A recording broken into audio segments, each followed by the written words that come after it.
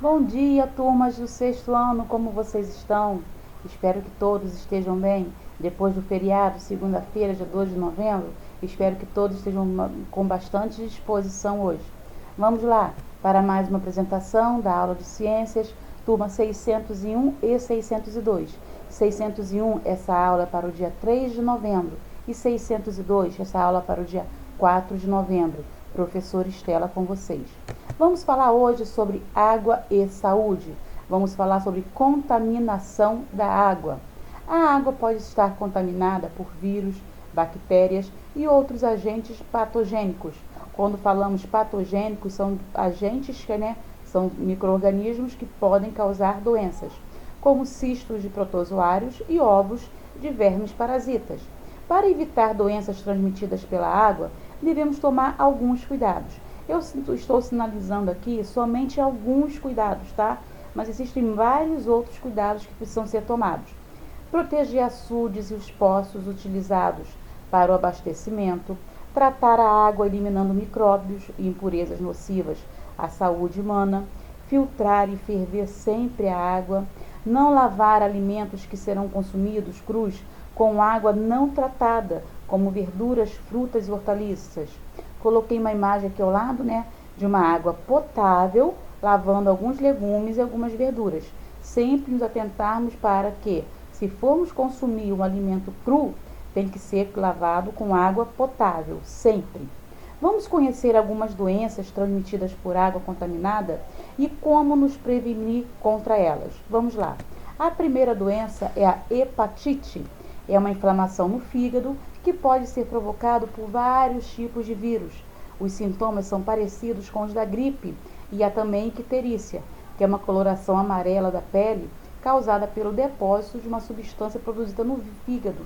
A pessoa precisa ficar em repouso e seguir as orientações médicas. Na imagem embaixo, eu coloquei essa imagem com o olho da pessoa bem amarelado, ó. Aquela parte do globo ocular que é branco está amarelo. Isso é icterícia. Essa coloração é de uma substância que vem do fígado, porque os vírus da hepatite, eles sempre atacam o fígado. Algumas formas de hepatite são transmitidas por água e alimentos contaminados, por fezes, tipo A e E.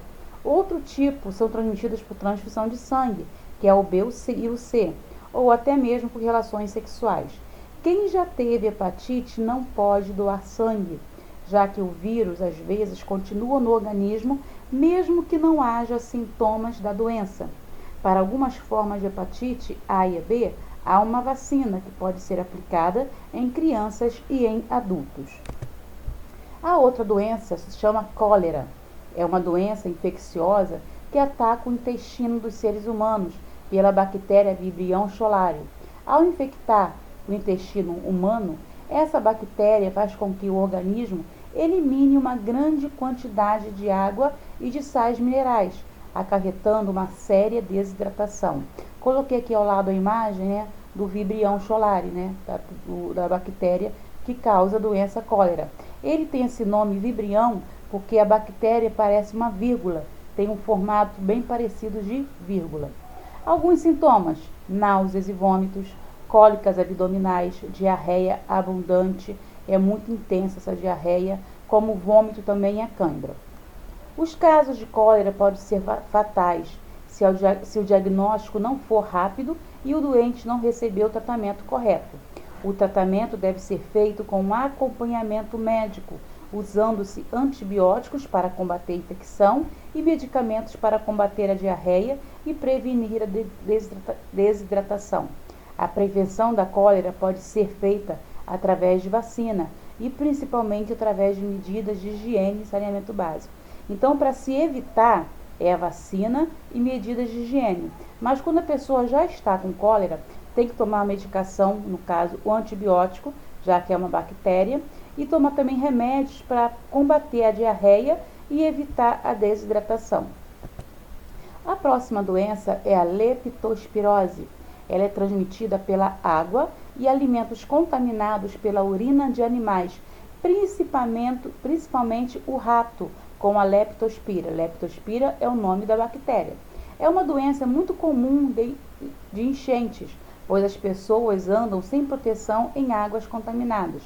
Os sintomas da leptospirose incluem febre alta, dor de cabeça forte, calafrio, dor muscular, vômito, e a doença também pode causar os seguintes sintomas: olhos e peles amarelada, olhos vermelhos, dor abdominal, diarreia e uma erupção na pele. A prevenção é evitar locais com enchentes e controlar o número de ratos. Eu coloquei uma imagem aqui de leptospirose, uma doença grave que pode matar, causada pela bactéria da urina do rato. E aí está um rato, né? Porém, onde ele passa, ele libera essa urina. E na urina tem a bactéria.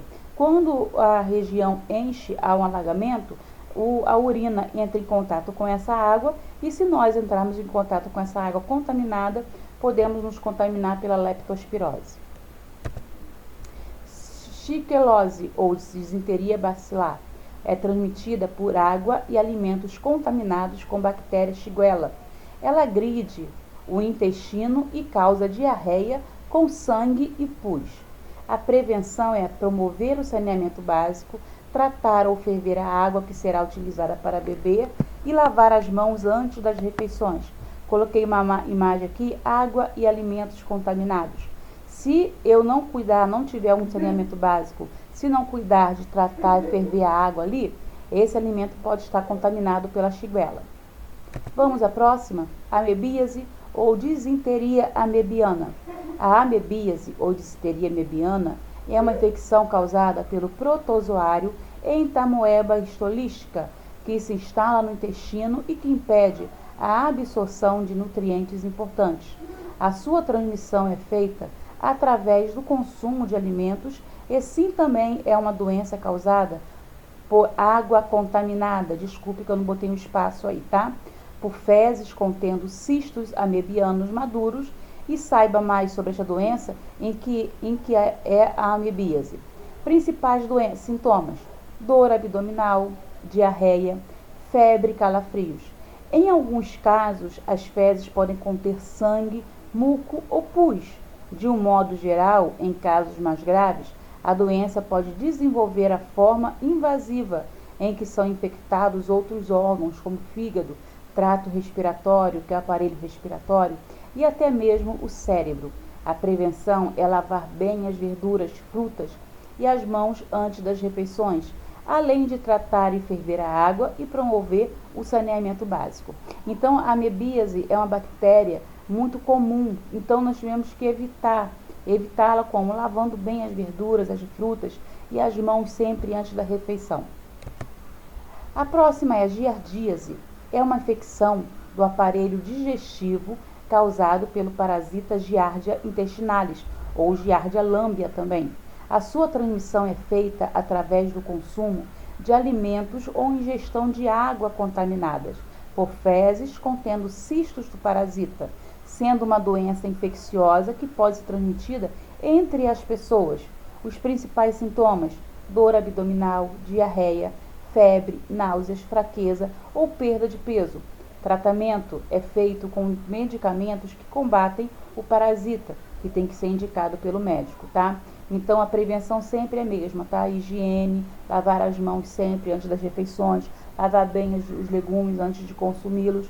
E quando já estiver constatado a giardíase, né, no caso, procurar um médico para ele prescrever uma medicação. Esquistossomose é também chamada de doença do caramujo. Ela é provocada por um verme chamado esquistossomo. Os vermes vivem nas veias do intestino e podem provocar diarreia, emagrecimento, dores na barriga, que aumenta muito de volume, que dá o nome de barriga d'água, e problemas em vários órgãos do corpo.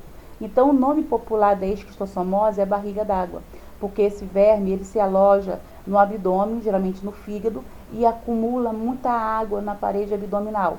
E a pessoa fica com o abdômen bem dilatado. Por isso que é chamado de barriga d'água. Os ovos do esquistossomo saem junto com as fezes da pessoa contaminada. Se não houver fossa ou rede de esgoto, eles podem chegar à água doce, que lagos, lagoas ou riachos, margens de rios, etc. Na água, os ovos dão origem a pequenas larvas, que são animais diferentes dos vermes adultos. que são chamados de miracídios. As larvas vão penetrar em um tipo de caramujo, chamado planorbídeo. No interior do caramujo, elas se reproduzem e se transformam em outras larvas, que são as cercárias, que saem do caramujo e ficam na água nadando livre, tá? As cercárias podem penetrar através da pele, já estamos falando das pessoas, tá? Nas pessoas que usam a água de lagos, lagoas, rios e outros locais para tomar banho, lavar roupa, trabalhar, pescar ou outras atividades. Nós colocamos aqui a imagem, tá? Para você entender. Além de tratar o doente com medicamentos, é necessário instalar sistema de esgoto para impedir que os ovos atinjam a água. As pessoas precisam também ter acesso à água de boa qualidade e ser informadas sobre as formas de transmissão da doença. É preciso também combater o caramujo, que transmite a esquistossomose, com produtos químicos e com a criação de peixes que se alimentam do caramujo, como a tilápia, o tambaqui e o piau. Esses peixes podem ser consumidos pelas pessoas sem risco de contaminação. Então, nós temos a imagem aí, ó, as cercárias que saem das larvas, né, dos caramujos, ficam nadando na água e quando a pessoa entra nessa água contaminada por essa cercária, a cercária ela entra na pele humana e vai até o intestino, tá ok? Aqui na segunda figura é a mesma coisa, a pessoa está contaminada, essa larva está no intestino, quando a pessoa evacua, ele vai para o solo, vai para a água. A pessoa, quando vai pescar, trabalhar, nadar, esse cercária pode entrar na pele da pessoa e contaminar o caramujo e a pessoa, ok? Vamos lá, a ascaridíase ou lombriga, que é a mais comum, infelizmente, é uma verminose causada pelo parasita Ascaris lumbrigoides, também conhecido como lombriga, nome popular é lombriga, que habita, se desenvolve e se multiplica no intestino. Esta doença é transmitida através da ingestão de água ou alimentos contaminados com ovos do parasita. Principais sintomas: dor abdominal, enjoo ou dificuldade em evacuar.